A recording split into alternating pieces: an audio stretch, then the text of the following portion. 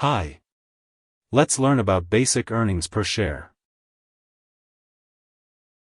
Basic earnings per share tells investors how much of a firm's net income was allotted to each share of common stock.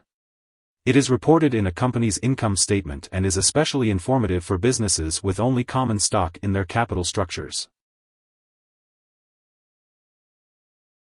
One of the first performance measures to check when analyzing a company's financial health is its ability to turn a profit.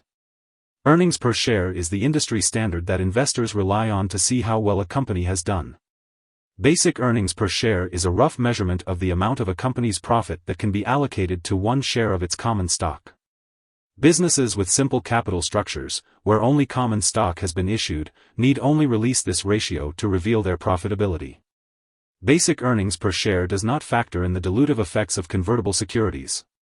The formula for calculating basic EPS is net income, preferred dividends divided by the weighted average of common shares outstanding during the period.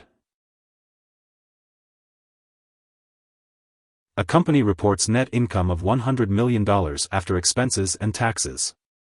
The company issues preferred dividends to its preferred stockholders of $23 million, leaving earnings available to common shareholders of $77 million.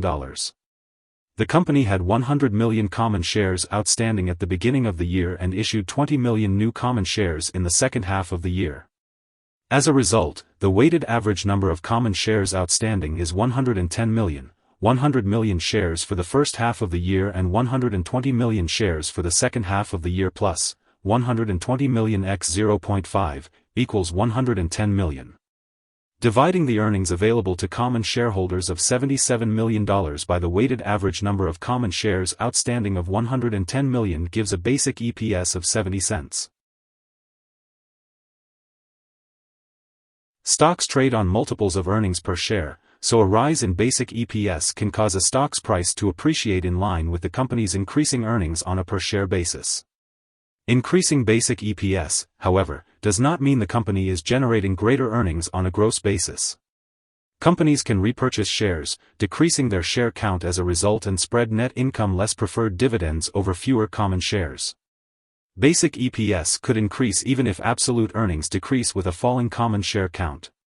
Another consideration for basic EPS is its deviation from diluted EPS. If the two EPS measures are increasingly different, it may show that there is a high potential for current common shareholders to be diluted in the future. Here are 3 key takeaways. 1. Basic earnings per share, EPS, tells investors how much of a firm's net income was allotted to each share of common stock.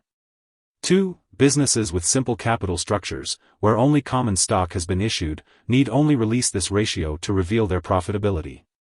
3. Companies with a complex capital structure must report both basic EPS and diluted EPS to provide a more accurate picture of their earnings. Hope this would help. Thanks for watching.